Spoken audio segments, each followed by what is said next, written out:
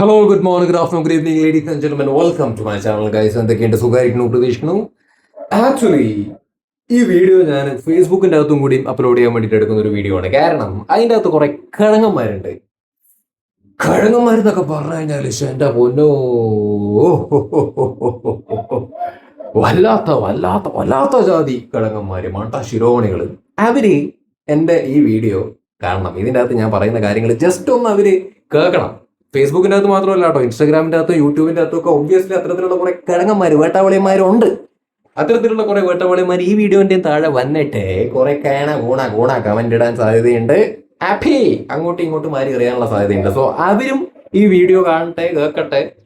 അവര് കേട്ടിട്ട് പ്രത്യേകിച്ച് വലിയ പ്രയോജനം ഉണ്ടാവാൻ വേണ്ടിയിട്ടൊന്നുമല്ല, അല്ലെങ്കിൽ വലിയ മാറ്റം ഉണ്ടാവാൻ വേണ്ടിയിട്ടൊന്നുമല്ല. അത് ഉണ്ടാവാനും പോകുന്നില്ല, അത് വേറെ കാര്യം. എന്നാലും അവര് കേട്ടോട്ടെ. അതായത് മോഹൻലാൽ, മമ്മൂട്ടി, ലാലേട്ടന് തന്നെ 65 വയസ്സായി, മമ്മൂക്കയ്ക്ക് 74 വയസ്സായി. രണ്ടുപേർക്കും ചെറിയ പ്രായമൊന്നുമല്ല. പക്ഷേ രണ്ടുപേരും ഇപ്പോഴും വളരെ ആക്റ്റീവായിട്ട് സിനിമകൾ ചെയ്യുന്നുണ്ട്. ഒരു സിനിമ കഴിയുമ്പോഴേക്കും അടുത്തത് അടുത്തത് അടുത്തത് എന്ന് പറഞ്ഞിട്ട് അവര് കമ്മിറ്റ് ചെയ്തിട്ട് അടിപൊളിയായിട്ട് മുമ്പോട്ട് പോയിക്കൊണ്ടിരിക്കുകയാണ്. ഈ രണ്ടുപേരും ഇന്നലെ തുടങ്ങിയ പരിപാടിയൊന്നുമല്ലല്ലോ. ആണോ? എത്ര നാളായി ഇവര് ഇൻഡസ്ട്രിയിൽ വന്നിട്ട്? ഇപ്പോഴും അവര് സ്ട്രോങ് ആയിട്ട് കട്ടക്ക് മുമ്പിൽ വന്നിട്ട് ഇങ്ങനെ നിൽക്കുകയാണ്. ആസ് ആൻ ആക്ടർ, അല്ലെങ്കിൽ അവരുടെ സ്റ്റാർഡം എന്നുള്ള രീതിയിൽ നോക്കുന്ന സമയത്താണെങ്കിലും പെരുസാണ്. അവരോട് ഇപ്പോഴും പ്രേക്ഷകർക്കുള്ള ക്രേസ് ഉണ്ടല്ലോ, ഒട്ടും കുറഞ്ഞിട്ടില്ല. ഇപ്പൊ ഹേറ്റേഴ്സ് ഇയാൾക്കില്ല, ഇയാൾക്കാണുള്ളത്, ഇയാൾക്കുണ്ട്, മറ്റേ ആൾക്കില്ല എന്നൊക്കെ രീതിയിൽ പറയുമെങ്കിലും ദ റിയാലിറ്റി ഈസ് രണ്ടുപേർക്കും സ്റ്റാർഡം ഉണ്ട്. രണ്ട് പേരോടുള്ള ക്രേസ് ആളുകൾക്ക് കൂടുതൽ തന്നെയാണ്. സിനിമകൾ വരുന്ന സമയത്ത്, ആ സിനിമകൾ വീക്കാവുന്ന സമയത്ത് ചിലപ്പോൾ അവിടെ വിമർശനങ്ങളും താഴേക്ക് പോക്കും ഒക്കെ ആക്ച്വലി ഉണ്ടാവും. പക്ഷെ രണ്ടുപേരും ഇപ്പോഴും സ്റ്റാർസ് ആണ്, വലിയ ആക്ടേഴ്സ് തന്നെയാണ്. അന്നും അതെ ഇന്നും അതെ, അവര് തന്നെയാണ് മുമ്പിൽ ഇങ്ങനെ നിൽക്കുന്നത് മലയാള ഫിലിം ഇൻഡസ്ട്രിക്കകത്ത്. അപ്പോ ഇങ്ങനെ നിൽക്കണം എന്നുണ്ടെങ്കിൽ, ഞാൻ നേരത്തെ പറഞ്ഞല്ലോ ഏജിന്റെ കാര്യം, ഇങ്ങനെ നിൽക്കണം എന്നുണ്ടെങ്കിൽ ഓഫ് കോഴ്സ് അവര് ഈ പറയുന്ന ഹെൽത്ത് നല്ല രീതിയിൽ മെയിൻറ്റെയിൻ ചെയ്യണം. അത് ചെയ്യുന്നുണ്ട്. അതിപ്പോ ആഹാരത്തിന്റെ കേസിലാണെങ്കിലും എക്സസൈസിന്റെ കേസിലൊക്കെ ആണെങ്കിലും അവർ നല്ല രീതിയിൽ ടേക്ക് കെയർ ചെയ്യണം. അതിനൊക്കെ വേണ്ടി നല്ല എഫേർട്ട് എടുക്കണം. ഈ എഫേർട്ട് എന്ന് പറയുന്ന ഒരു സാധനം എടുക്കണം എന്നുണ്ടെങ്കിൽ എന്ത് വേണം? താല്പര്യം. അത് അവർക്ക് ഈ പ്രായത്തിൽ ആക്ച്വലി ഉണ്ടെന്ന് പറയുന്ന സമയത്ത് ആസ് എ പ്രേക്ഷകൻ എനിക്ക് അവരോട് അതുകൊണ്ടാണ് വല്ലാത്തൊരു സ്നേഹവും റെസ്പെക്റ്റും. ആരെങ്കിലും അവരെ തന്നെ ഡിസ്റെസ്പെക്ട് ചെയ്തിട്ട് പറയുന്നത് കേൾക്കുന്ന സമയത്ത് എനിക്ക് ഒരുമാതിരി തോന്നുന്നതിന്റെ റീസൺ എന്താണെന്ന് വെച്ച് കഴിഞ്ഞാൽ, ഏടോ അവർ ഈ പ്രായത്തിലും നമ്മളതിനെ എന്റർടൈൻ ചെയ്തുകൊണ്ടിരിക്കുകയാണ്. അവർക്കിപ്പോ എന്താണ് പൈസ ഉണ്ടാക്കണം? ഇനിയിപ്പോ എന്താണ് അവർക്ക് പൈസ കിട്ടിയിട്ട് എന്തെങ്കിലും ആവാനുണ്ടോ? അവരുടെയൊക്കെ നല്ല കാശുണ്ട്, അവർ ഉണ്ടാക്കി കഴിഞ്ഞു. ഇനിയും ചിലപ്പോൾ അവർ ഉണ്ടാക്കുകയായിരിക്കും. പക്ഷെ പൈസയ്ക്ക് വേണ്ടിയിട്ട് ആണെന്ന് ചിന്തിക്കണതിൽ അർത്ഥമില്ല. കാരണം അവർക്ക് അവരുടെ പാഷനാണ് അവരിപ്പോഴും ഈ ഇൻഡസ്ട്രിക്കകത്ത് നിൽക്കുന്നതും ഇങ്ങനെ പൊയ്ക്കൊണ്ടിരിക്കുന്നതും, അല്ലേ?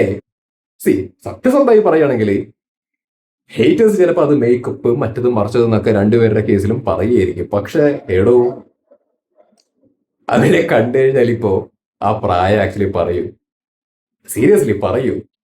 ക്ഷീണം ഉണ്ടാവും, ഒബ്വിയസ്ലി ക്ഷീണം പല സാഹചര്യത്തിലും തോന്നുകയായിരിക്കും. പക്ഷെ എടോ, അവര് ചെയ്യുന്ന സിനിമകൾ എന്ന് പറയുമ്പോഴേ നല്ല പണിയാണ്. അപ്പൊ അവര് വലിയ ബ്രേക്ക് എടുക്കുന്നത് നമ്മൾ കാണുന്നില്ല. ബ്രേക്ക് എടുക്കുന്നത് കണ്ടിന്യൂസ്ലി ഇവര് ചെയ്തുകൊണ്ടിരിക്കുകയാണ് ആക്ച്വലി.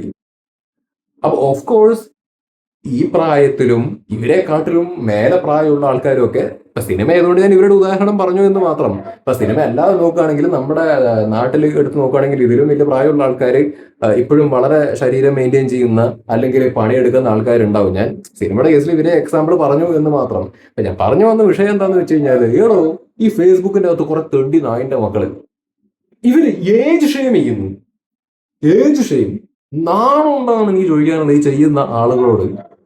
ഏജ് ഷെയിം ചെയ്യുന്നു, ബോഡി ഷെയിമിനെ കുറിച്ച് നമ്മൾ സംസാരിച്ചിട്ടുണ്ട്. ഏജ് ഷെയിം ചെയ്യുന്നത് ഇപ്പോ കുറച്ചായിട്ട് കൂടുതൽ കാണാൻ വേണ്ടിയിട്ട് സാധിക്കുന്നുണ്ട്. അതായത് കുട്ടാ, ഈ ഫാൻ ഫൈറ്റ് എന്നുള്ള രീതിയിൽ ഇതിനെ കൺസിഡർ ചെയ്യാൻ പറ്റില്ല.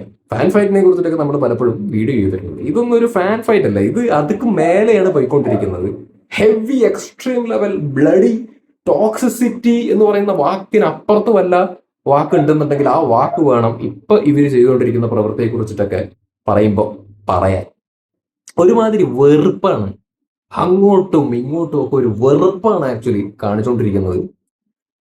ഇപ്പോ ബബ്ബബ്ബ എന്ന് പറയുന്ന സിനിമ ഇറങ്ങിയ സമയത്ത് ലാലേട്ടന് നല്ല ഊക്ക് കിട്ടി. ഇപ്പൊ ചത്ത പച്ച എന്ന് പറയുന്ന സിനിമ ഇറങ്ങിയ സമയത്ത് മമ്മൂക്കിക്ക് നല്ല ഊക്ക് കിട്ടുന്നു. ഓക്കെ, ഇപ്പൊ ആ സിനിമകളെയും അതിന്റെ ക്യാമിയോ ആയിട്ട് വന്ന കഥാപാത്രത്തെ അല്ലെങ്കിൽ ഒരു പ്രധാനമായിട്ട് വരുന്ന സിനിമകളെയൊക്കെ ആ ക്യാരക്ടറിനെയൊക്കെ നമുക്ക് വിമർശിക്കാം, ഒരു കുഴപ്പമില്ല. പക്ഷെ കൺസ്ട്രക്റ്റീവായിട്ട് ക്രിട്ടിസൈസ് ചെയ്യാൻ ചില ആൾക്കാർക്കൊന്നും കഴിവില്ല. കൺസ്ട്രക്റ്റീവ് ക്രിറ്റിസിസം എന്തായാലും വേണം, പക്ഷെ അതിനുള്ള കഴിവ് കുറെ ആളുകൾക്കൊന്നും ആക്ച്വലി ഇല്ല. പിന്നെ ട്രോൾ ചെയ്യാം, ഓക്കെ, ചില ട്രോളുകളൊക്കെ നമുക്കും കണ്ടാൽ ചിരി വരും, ഫണ്ണായിട്ട് നമുക്ക് കൺസിഡർ ചെയ്യാൻ വേണ്ടി പറ്റും. പക്ഷെ ട്രോൾ എന്നുള്ളതിനെക്കാട്ടിലും ഉപരി ചില ആൾക്കാർ ചെയ്തുകൊണ്ടിരിക്കുന്ന പരിപാടി എന്ന് പറയുന്നത് ഭയങ്കരമായിട്ടുള്ള ഭയങ്കര ഭയങ്കര എക്സ്ട്രീം ലെവലിലുള്ള ഡിസ്റെസ്പെക്ട്ഫുൾ ആയിട്ടുള്ള ആക്ട്സ് ആണ്, ഡിസ്റെസ്പെക്ട്ഫുൾ ആയിട്ടുള്ള ഹെവി ആയിട്ടുള്ള ഹെയ്റ്റ് ആണ് ആക്ച്വലി സ്പ്രെഡ് ചെയ്തുകൊണ്ടിരിക്കുന്നത്. അത് കാണുമ്പോൾ സൈക്കോളജിക്കൽ ഇഷ്യൂ ഉണ്ടെന്ന് തോന്നിപ്പോവും. കാരണം എന്നെ സംബന്ധിച്ചിടത്തോളം നടക്കൂല, നിങ്ങളെ സംബന്ധിച്ചിടത്തോളം നടക്കുമോ? ഒരു നടന്റെയോ അല്ലെങ്കിൽ ഒരു നടിയുടെയൊക്കെ ഫോട്ടോ കഷ്ടപ്പെട്ട് സമയം മാറ്റി വെച്ചിരുന്ന് എഡിറ്റ് ചെയ്ത് വൾഗറാക്കാൻ പറ്റുമോ? ഇപ്പൊ ലാലേട്ടന്റെ ഒരു ഇപ്പൊ ഷെയ്വ് ഒക്കെ ചെയ്തിട്ടൊരു ഫോട്ടോ വന്നിട്ടുണ്ടായിരുന്നു, കിടലായിട്ടുണ്ട്, ഇപ്പൊ അടിപൊളിയായിട്ടുണ്ട്. ആ സംഗതി കുറെ മണ്ടന്മാര് കുത്തിയിരുന്നിട്ട് എന്താണ് അങ്ങേക്ക് ഏജന്റ് എന്ന് കാണിക്കാൻ വേണ്ടിയിട്ട് ഇവിടെ എന്തോ കഴുത്തിൽ ചുളിവോട് കൂടിയിട്ടൊക്കെ ആക്കി വിട്ടിട്ട് പോസ്റ്റ് ചെയ്യുക, ഊക്കി വിടുക. മമ്മൂക്കയുടെ കേസിലാണെങ്കിലും സെയിം. മറ്റേ ചത്ത പച്ച ഇറങ്ങിയ സമയത്ത് of course as a Mammookka fan എനിക്കാണെങ്കിലും അതിൻ്റെ അകത്തുള്ള ക്യാമിയോ വർക്ക് ആയിട്ടില്ല. എനിക്ക് ഒരുമാതിരി ആയിട്ടാണ് ആക്ച്വലി തോന്നിയത്, ലുക്ക് കൊണ്ടും എല്ലാ രീതിയിലൊക്കെ ഒരു ഫീലാണ് എനിക്ക് തോന്നിയത്. ഞാൻ സാറ്റിസ്ഫൈഡ് അല്ലായിരുന്നു അത് കണ്ടിട്ട്, ഞാനും വിമർശിച്ചിട്ടുണ്ട് കൺസ്ട്രക്റ്റീവായിട്ട്. പക്ഷെ ആ പടത്തിലെ മൂപ്പരുടെ ക്യാമിയോ വെച്ചിട്ട് കുറെ ആൾക്കാര് എനിക്ക് കണ്ടിട്ട് ഭയങ്കര കഷ്ടം തോന്നിയത് ആ റിങ്ങിന്റെ അകത്ത് പുള്ളി ഇങ്ങനെ കുനിഞ്ഞു നിൽക്കുന്നു, കുനിഞ്ഞു നിന്നിട്ട് നിൽക്കുന്ന ഒരു കൈൻഡ് ഓഫ് എഡിറ്റ് അവരുണ്ടാക്കിയിട്ട് ക്യാപ്ഷൻ കൊടുത്തിരിക്കുകയാണ് നായ എന്നൊക്കെയുള്ള രീതിയിൽ.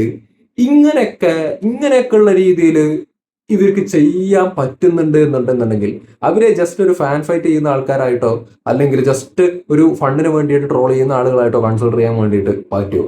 ഒരിക്കലും ഇല്ല എന്നാണ് എൻ്റെ ഒരു വ്യക്തിപരമായിട്ടുള്ള അഭിപ്രായം. അതൊരു തരം സൈക്കോളജിക്കൽ ആയിട്ടുള്ള ഇഷ്യൂ ആണ്. അത് ഒരു തരം വിഷയമാണ്, അത് കൺസിഡർ ചെയ്യേണ്ട ഒരു വിഷയമാണ്.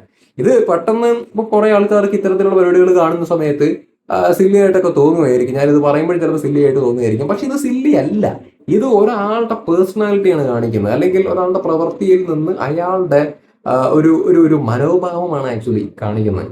ഇപ്പോ ഏറ്റവും പുച്ഛവും വിഷമവും തോന്നുന്നത് എന്താണെന്ന് വെച്ച് കഴിഞ്ഞാൽ ചെറുപ്പക്കാരുടെ ഇടയിലും ഇത്തരത്തിലുള്ള പരിപാടികൾ ചെയ്യുന്ന ആളുകളെ കാണുമ്പോൾ കഷ്ടമാണ്. അപ്പൊ എന്നെ സംബന്ധിച്ചിടത്തോളം ഞാൻ ഈ ചെറുപ്പക്കാര് ആയിട്ടുള്ള ആൾക്കാരെ കൺസിഡർ ചെയ്യുന്ന അവര് കാര്യമായിട്ട് ചിന്തിക്കുന്ന അല്ലെങ്കിൽ പ്രവർത്തിക്കുന്ന സമയത്ത് കുറച്ച് മെച്ചുവേർഡായിട്ട് അല്ലെങ്കിൽ കാര്യഗൗരവത്തോടു കൂടിയിട്ടുള്ള കാര്യങ്ങൾ ചെയ്യാം. അപ്പൊ ഇങ്ങനെ ഫണ്ട് വേണം, പക്ഷെ അതിൻ്റെതായിട്ടുള്ള രീതിയിൽ വളരെ കൺസ്ട്രക്റ്റീവ് ആയിട്ടുള്ള പോകുന്ന ആൾക്കാരായിരിക്കണം അറ്റ്ലീസ്റ്റ് ഇപ്പോഴത്തെ യങ്സ്റ്റേഴ്സ് അല്ലെങ്കിൽ വരുന്ന തലമുറ എന്നുള്ള രീതിയിൽ വിശ്വസിക്കുന്ന ആഗ്രഹിക്കുന്ന ഒരാളാണ് ഞാൻ. പക്ഷെ അവരുടെ ഭാഗത്തുനിന്ന് പോലും ഇത്തരത്തിലുള്ള എഡിറ്റഡ് ആയിട്ടുള്ള സംഗതി, ഏജ് ഷെയിം ചെയ്യാൻ, ബോഡി ഷെയിം ചെയ്യാൻ വേണ്ടിയിട്ടുള്ള കഷ്ടപ്പാട് അവരുടെ ഭാഗത്തുനിന്നും ഉണ്ടാവുന്നു.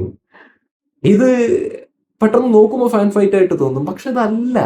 നിങ്ങൾ ആലോചിച്ചു, കുറച്ച് സമയം മാറ്റി വെക്കുന്നു, എഡിറ്റിംഗ് ടേബിളിലേക്ക് ഈ രണ്ടുപേരുടെയും നടന്മാരുടെയും ഫോട്ടോ കൊണ്ടുവരുന്നു, അവിടെ എഡിറ്റ് നടത്തുന്നു. എത്രത്തോളം വൾഗറാക്കാൻ വേണ്ടി പറ്റുന്നു അത്രത്തോളം വൾഗറാക്കുന്നു. ഏജിനെ പറഞ്ഞിട്ട് കളവൻ മമ്മൂക്കേനൊക്കെ പറയുന്നു എണീക്കാൻ വയ്യാത്ത കളവൻ എന്നുള്ള രീതിയിലാണ് പറയുന്നത്. അതേപോലെ തന്നെ ലാലേട്ടൻ്റെ ആണെന്നുണ്ടെങ്കിൽ ഒക്കെ മറ്റേ ഒടിയന്റെ സംഗതി വെച്ചിട്ട് ഇപ്പോൾ ഷേവ് ചെയ്ത് പുതിയൊരു ലുക്ക് വന്ന സമയത്ത് അക്സെപ്റ്റ് ചെയ്യുന്നില്ല. നന്നായിട്ടുണ്ടെന്ന് അക്സെപ്റ്റ് ചെയ്യില്ല, ഒരു തരത്തിലും അക്സെപ്റ്റ് ചെയ്യില്ല. നന്നായിട്ടുണ്ടെന്ന് അക്സെപ്റ്റ് ചെയ്യില്ല. ഇവർക്ക് എങ്ങനെയെങ്കിലൊക്കെ ഇവർ രണ്ടുപേരുടെയും കുറെ പൊട്ടന്മാരായിട്ടുള്ള ഫാൻസ് ഞാൻ പറയില്ല, ഈ പറയുന്ന പേഴ്സണാലിറ്റി ഡിസോർഡേഴ്സ് ഉള്ള ഇവർ രണ്ടുപേരുടെയും ആളുകള് ഇവർ രണ്ടുപേരുടെയും നല്ലത് കണ്ടു കഴിഞ്ഞാൽ അംഗീകരിക്കൂല. എങ്ങനെയെങ്കിലും എന്തെങ്കിലും ഒരു കുറ്റം കുറവ് ഇവർ കണ്ടുപിടിച്ചിട്ട് എക്സ്ട്രീം ലെവലിൽ അങ്ങോട്ട് ട്രോളൊന്നും ഞാൻ പറയില്ല, എക്സ്ട്രീം ലെവലിൽ ഇവരങ്ങട്ട് എന്താ പറയാ ചവിട്ടി താഴ്ത്തി അങ്ങോട്ട് വൾഗറൈസ് ചെയ്തിട്ട് അങ്ങോട്ട് പോസ്റ്റ് ചെയ്ത് വിടും.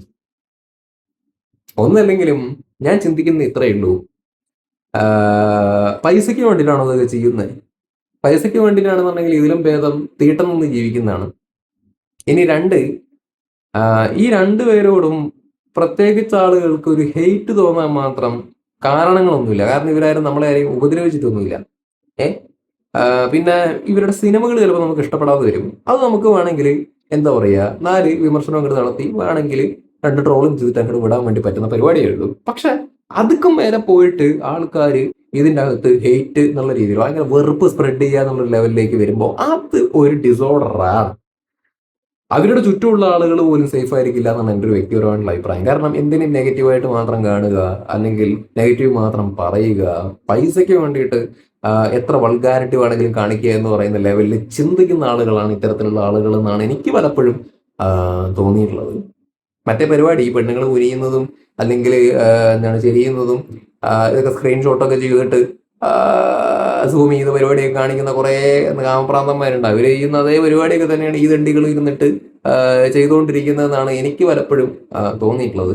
നമ്മൾ മുമ്പ് പലപ്പോഴും ഈ ഫാൻ ഫൈറ്റിനെ കുറിച്ചിട്ടൊക്കെ സംസാരിച്ചിട്ടുണ്ട്. പക്ഷെ ഈ സംഗതി എനിക്ക് ഈ ഏജ് ഷേവിങ് പരിപാടി ഇപ്പോൾ കുറച്ച് കാര്യമായിട്ട് ആൾക്കാർ ചെയ്യുന്ന കാണുമ്പോൾ സങ്കടം തോന്നാറുണ്ട്. ഇപ്പോൾ ലാലേട്ടൻ തുടരും പോലൊരു സിനിമ ചെയ്യുന്നു, അതേസമയം ഹൃദയപൂർവ്വം പോലൊരു സിനിമ ചെയ്യുന്നു. മറ്റേ വേറെ ലാംഗ്വേജസിൽ പോയിട്ട് നമുക്ക് ഇഷ്ടപ്പെടാത്ത തരത്തിലാണെന്നുണ്ടെങ്കിലും മൂപ്പര് ദേഹനങ്ങി അവിടെ പണിയെടുക്കുന്നുണ്ട്. അപ്പോൾ അവരെയൊക്കെ എന്താ പറയുക, ഈ ഏഷ്യം ചെയ്യുന്ന രീതിയിൽ സംസാരിക്കുകയും പറയുകയും എഡിറ്റഡ് ഫോട്ടോസ് ഇടുകയൊക്കെ ചെയ്യുമ്പോൾ സ്വയം ഒന്ന് ചിന്തിക്കുക. ഒരു മുറിക്കകത്ത് ഇരുന്നിട്ട് വളരെ സിമ്പിളായിട്ടാണ് ഇതൊക്കെ ചെയ്തുകൊണ്ടിരിക്കുന്നത് എന്നുള്ളത്. അത്രയും അവര് ദേഹനങ്ങി പണിയെടുക്കുന്നുണ്ട്. ലാലേട്ടനാണെങ്കിലും മമ്മൂക്കയാണെന്നുണ്ടെങ്കിലും ഒക്കെ. പിന്നെ ഈ മമ്മൂക്കയുടെ കേസിൽ കുറെ ആൾക്കാർ ഈ ടിനി ടോം എന്ന് പറഞ്ഞിട്ട് കളിയാക്കുന്നുണ്ട് ഈ ആക്ഷൻ സിനിമകൾ വരുന്ന സമയത്ത്. തീട്ടപ്പൊട്ടന്മാരെ, ടിനി ടോം അവിടെ ബോഡി ഡബിൾ ആയിട്ട് ചിലപ്പോൾ ചില സാഹചര്യത്തിൽ വന്ന് നിൽക്കുന്നുണ്ടാവും. പക്ഷേ ഞാൻ മനസ്സിലാക്കിയോർത്തോളം, അറിയുന്ന സോഴ്സ് വെച്ച് അറിയുന്ന കാര്യമാണ് ആക്ച്വലി പറയുന്നത്. അങ്ങേര് മാക്സിമം പല ഫൈറ്റുകളും പുള്ളി തന്നെയാണ് എഫേർട്ട് ഇട്ടിട്ട് ചെയ്യുന്നത്. ഒരു പരിധി വരെയൊക്കെ മറ്റേ റോപ്പും പരിപാടി അത് ഇതൊക്കെ ഉപയോഗിക്കുന്നുണ്ട്, ഇല്ല എന്നല്ല പറയുന്നത്. പക്ഷെ അയാളുടെയും ശരീരം അനങ്ങിക്കൊണ്ട് തന്നെയാണ് പല ഫൈറ്റും ചെയ്യുന്നത്. അങ്ങേരെ കൊണ്ട് ചാടിത്തുള്ളി മറ്റേ എന്താണ് റെയിമിസ്റ്റീരിയവും അല്ലെങ്കിൽ ഇവരൊന്നും ഫൈറ്റ് ചെയ്യുന്ന പോലെ ഒന്നും ചെയ്യാൻ വേണ്ടി പറ്റൂലായിരിക്കും. പക്ഷെ അങ്ങേര് ചെയ്യുന്ന പരിപാടി അങ്ങേര് എഫേർട്ട് ഇട്ട് ചെയ്യുന്നതാ ഈ പ്രായത്തിലും. അത് ഈ മണ്ടന്മാർക്ക് അറിയാമെങ്കിലും അക്സെപ്റ്റ് ചെയ്യാൻ പ്രയാസമാണ്. കാരണം ഫാൻ ഫൈറ്റ് അല്ലെങ്കിൽ ഈ പറയുന്ന തീട്ടന്മാര് എറിയണ സമയത്ത് നല്ല ഒന്നാം തരം തീട്ടം തന്നെ എറിയണമല്ലോ. അപ്പൊ അവിടെ ലോജിക്കും റിയാലിറ്റിയും ഒക്കെ വെച്ചോണ്ട് ഇവന്മാർക്ക് തീട്ടറിയാൻ വേണ്ടി പറ്റില്ല. അപ്പൊ അതുകൊണ്ടാണ് വെറുതെ അവിടെ നിന്ന് ഇങ്ങോട്ട് എന്തെങ്കിലുമൊക്കെ പറഞ്ഞിട്ട് അങ്ങോട്ട് ഉണ്ടാക്കണത്. കഷ്ടമാണ്, അത്രേ പറയാനുള്ളൂ. ഞാൻ തുടക്കം തൊട്ട് ഈ ഏജ് പറഞ്ഞ് അവരെടുക്കുന്ന എഫേർട്ട് കാര്യകാരണങ്ങൾ പറഞ്ഞ് തുടങ്ങാൻ കാരണം എന്താന്ന് വെച്ച് കഴിഞ്ഞാൽ, എനിക്ക് ഈ മാങ്ങാണ്ടി തലയന്മാര് ഈ ഏജ് ഷെയിം ചെയ്യുക, ബോഡി ഷെയിം ചെയ്യുക, ഈ വക കാര്യങ്ങൾ ചെയ്തിട്ട് കക്കൊക്കെ ചിരി അടിക്കുക, എനിക്കിത് കാണുമ്പോൾ ഭയങ്കര ഡിസ്റ്റർബൻസ് ആക്ച്വലി തോന്നുന്നു. പറയും എന്റെ 2 തന്തമാരൊന്നും അല്ല അവര്, പക്ഷെ ഏജും അല്ല നമ്മൾ റെസ്പെക്ട് ചെയ്യണം എന്ന് പറയുന്നത്, അവരെടുക്കുന്ന എഫേർട്ട്. സിനിമ നടന്മാരെന്നുള്ള കാര്യം എന്നുള്ള രീതിയിൽ നോക്കുമ്പോൾ നമ്മൾ അറ്റ്ലീസ്റ്റ് എന്റർടൈൻ ചെയ്യിപ്പിക്കുന്ന ആൾക്കാർ. അപ്പൊ അറ്റ്ലീസ്റ്റ് കലാകാരന്മാർ അവരെ വിമർശിക്കണം, കൺസ്ട്രക്റ്റീവായിട്ട് ചെയ്യണം, ട്രോളും ചെയ്യാം, കുഴപ്പമില്ല. പക്ഷെ ഹെയ്റ്റ് എന്ന് പറഞ്ഞ സാധനം അവർ ഡിസേർവ് ചെയ്യുന്നില്ല. അവരെ ബാധിക്കുന്ന കാര്യമൊന്നും അല്ല അത്. പക്ഷെ എന്നാലും ആൾക്കാർ സമയം പോക്കിനാണെങ്കിലും ഇങ്ങനെ കുറെ കാര്യങ്ങൾ കാണിച്ചു കൂട്ടുന്ന സമയത്ത് വൃത്തികേടാണ്. ഇതിങ്ങനെ പോസ്റ്റുകൾ മാത്രമല്ലല്ലോ ആൾക്കാർ ചെയ്യുന്നത്. ഈ പോസ്റ്റ് ഇടുന്ന തെണ്ടികൾക്ക് പൈസയെങ്കിലും കിട്ടും, മനസ്സിലായില്ലേ? ഉണ്ടാക്കുന്നത് നാറിയ പണമാണെങ്കിലും ഇതിന്റെ എന്താണ് അവർക്ക് പണം കിട്ടും. അതിന്റെ താഴെ കുറെ ആൾക്കാർ കഷ്ടപ്പെട്ടിട്ട് റിപ്ലൈ കമന്റ് ആയിട്ട്, നമുക്കിപ്പോ യൂട്യൂബിന്റെ അകത്ത് അങ്ങനെ നടക്കില്ല, ഇൻസ്റ്റയ്ക്കകത്തും ഫേസ്ബുക്കിന്റെ അകത്തും അത് നടക്കും. ഈ വൾഗറായിട്ട് ഈ ബോഡി ഷെയിം ചെയ്തുകൊണ്ട് അല്ലെങ്കിൽ ഏജ് ഷെയിം ചെയ്തുകൊണ്ടൊക്കെ ഉള്ള പരിപാടികളൊക്കെ എഡിറ്റ് ചെയ്ത് പിക്കൊക്കെ ആക്കിയിട്ട് റിപ്ലൈ കമന്റ് ചെയ്യാൻ വേണ്ടി പറ്റും. അങ്ങനെ കുറെ ആൾക്കാർ കഷ്ടപ്പെട്ടിരുന്നിട്ട് റിപ്ലൈ കമന്റ് അടിച്ചു വിടുന്നുണ്ട്, മനസ്സിലായില്ല? അപ്പോൾ ഇത് ഞാൻ ഇന്ന് സംസാരിക്കണ പോലെ ഫാൻ ഫൈറ്റ് അല്ല വിഷയം. ഇത് ഈ ഏജ് ഷെയിമിങ് അവരുടെ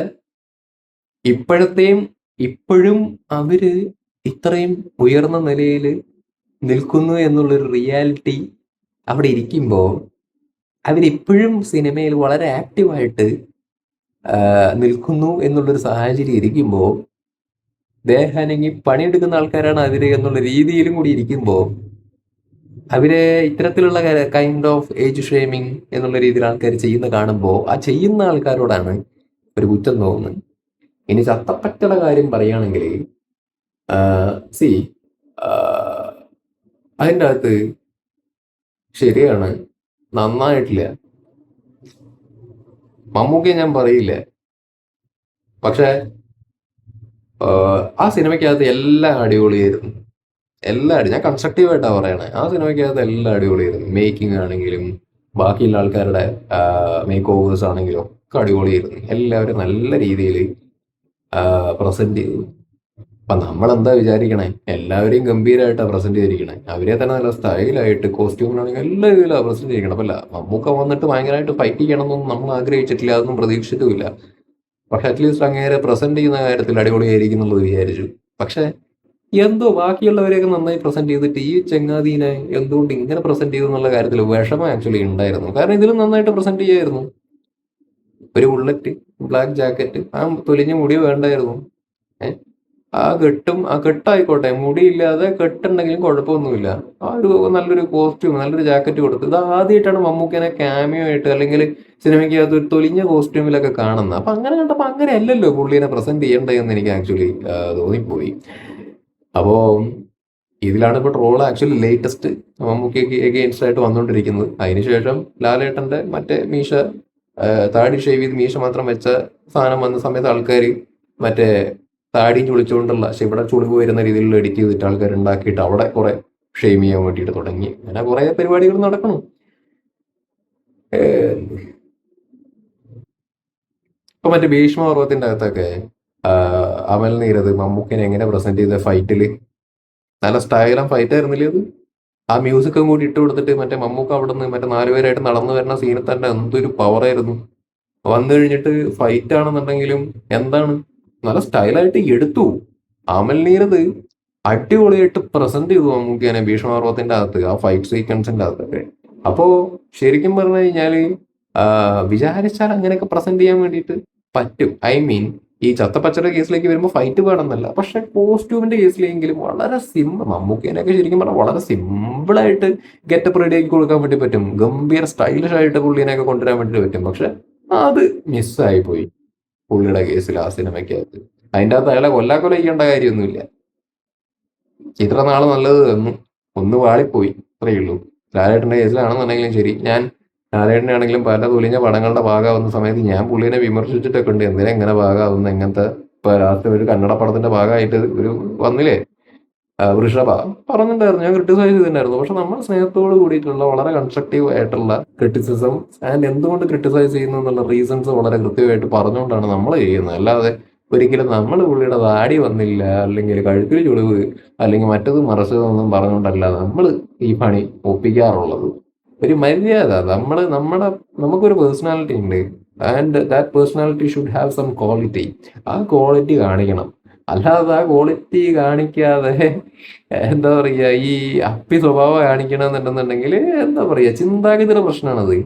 ചിന്താഗതിയുടെ പ്രശ്നമാണ്, പറഞ്ഞിട്ട് കാര്യമില്ല. ചിന്താഗതിയുടെ പ്രശ്നം എങ്ങനെ പറ്റണുള്ളൂ. എന്നാലും ഇവരൊക്കെ എങ്ങനെയാണ് ഈ എഡിറ്റഡ് ഫോട്ടോസും പരിപാടിയൊക്കെ ഇങ്ങനെ കഷ്ടപ്പെട്ട് ഇങ്ങനെ എഡിറ്റ് ചെയ്തിട്ട് ഇവരെങ്ങനെയാണ് ഏജ് ഷെയിം ചെയ്യാനും ബോഡി ഷെയിം ചെയ്യാനും പറ്റുന്നത്? അതെന്ത് മാനസികാവസ്ഥയാണ് ഇത്? ഞാൻ ഇത്രയും പറയുമ്പോഴെങ്കിലും നിങ്ങൾ ചിന്തിക്കണം, ഇത് ചെയ്യുന്ന ആൾക്കാർ ചിന്തിക്കണം. നിങ്ങൾക്ക് എന്തോ പ്രശ്നമുണ്ട് മാനസികമായിട്ട്, മെന്റലി നിങ്ങൾ ഓക്കെ അല്ല, യു ആർ നോട്ട് സ്റ്റേബിൾ, എന്തോ ഇഷ്യൂ ഉണ്ടെന്നുള്ളതാണ് അതിൻ്റെ ഒരു അർത്ഥം. അത് എത്രയും പെട്ടെന്ന് ടേക്ക് കെയർ ചെയ്യണം. കാരണം ഇത് അബ്നോർമൽ ആയിട്ടുള്ള ആക്ടിവിറ്റീസ് ആണ് ഇത്തരത്തിലുള്ള ട്രോൾ മേക്കിംഗ് എന്ന് പറയുന്ന ഒരു സംഗതി. അല്ലാണ്ട് ഫണ്ണല്ല. നിങ്ങൾ ഫണ്ണെന്ന് കരുതി ചെയ്യുന്നോടത്താണ് തെറ്റ്. ഫണ്ണല്ല അത്. ഫണ്ണെന്ന് പറഞ്ഞാൽ എല്ലാ ആൾക്കാർക്കും കണ്ടു കഴിഞ്ഞാൽ അത് ഫണ്ണി ആയിട്ട് ചിരിക്കാനൊക്കെ തോന്നണം. പക്ഷെ പലരും പണ്ണലുണ്ടല്ലോ, ഈ എന്താണ് എഡിറ്റ് ചെയ്തിട്ട് ഉണ്ടാക്കുന്ന കുറെ കുണപ്പുണ്ടല്ലോ, കണ്ടു കഴിഞ്ഞാൽ ഫണ്ണായിട്ടല്ല തോന്നണത്. ഇത് ഉണ്ടാക്കിയവന്റെ പെരടിക്കടിക്കാനാണ് തോന്നണത്. ഇപ്പൊ ഇത്ര പറയാനുള്ളൂ. ഇനി എനിക്ക് ഈ സിനിമക്കാരടുത്ത് പറയാനുള്ളത്, ഈ പടം പടത്തിൽ ലാലേട്ടനെ മമ്മൂക്കിനൊന്നും ക്യാമിയോ ആയിട്ട് കൊണ്ടുവരുന്നതിൽ തെറ്റൊന്നുമില്ല. പക്ഷെ അവരുടെ പൊട്ടൻഷ്യലും അവരുടെ കപ്പാസിറ്റിയും അല്ലെങ്കിൽ അവരുടെ കൃത്യമായിട്ടുള്ള അവരെ എങ്ങനെ സ്റ്റൈലായിട്ട് പ്രസന്റ് ചെയ്യാം എന്നുള്ളൊരു കാര്യം കൃത്യമായിട്ട് മനസ്സിലാക്കി അത് അത് അങ്ങനെ അങ്ങനെ അത് തട്ടിക്കൂട്ടലല്ലാതെ അവരെ കൃത്യമായിട്ട് പ്രസന്റ് ചെയ്യാൻ വേണ്ടി പറ്റുകയാണെങ്കിൽ മാത്രം പ്രസന്റ് ചെയ്യാൻ വേണ്ടിയിട്ട് ശ്രമിക്കുക. ഇല്ലെന്നുണ്ടെങ്കിൽ ആ പരിപാടിക്ക് നിൽക്കരുതെന്നാണ് എനിക്ക് ആസ് എ പ്രേക്ഷകൻ പറയാനുള്ളത്. ഇപ്പൊ ജയിലർ എന്ന് പറയുന്ന സിനിമയ്ക്കകത്ത് രജനീകാന്തിനും അത്യാവശ്യം നല്ല പ്രായമുണ്ട്. പക്ഷെ പുള്ളിനെ ചാടി അടിപ്പിക്കണ പരിപാടിയൊന്നും നെൽസൺ ചെയ്തിട്ടില്ല, മനസ്സിലായോ? പക്ഷെ അയാളെന്നെ എന്ത് ഗഡുവായിട്ടാണ് പ്രസന്റ് ചെയ്തിരിക്കണേ. ഏഹ് അതായത് എന്ത് കിട്ടുമായിട്ടാണ് ആ മെയിൻ ലീഡിനെ പ്രസന്റ് ചെയ്തിരിക്കുന്നത്. ചാടിത്തുള്ളണമെന്നൊന്നും യാതൊരു നിർബന്ധമില്ല. വെറുതെ ഒരു ഇരുത്തം, ഒരു നടത്തം, ഒരു ചെറിയ രണ്ടടി വിത്ത് അനീസ് മ്യൂസിക്, കിട്ടി ഗൂസ് ബംസ് പവർ, അങ്ങ് അത് പണി. അങ്ങനെ ചെയ്യാം.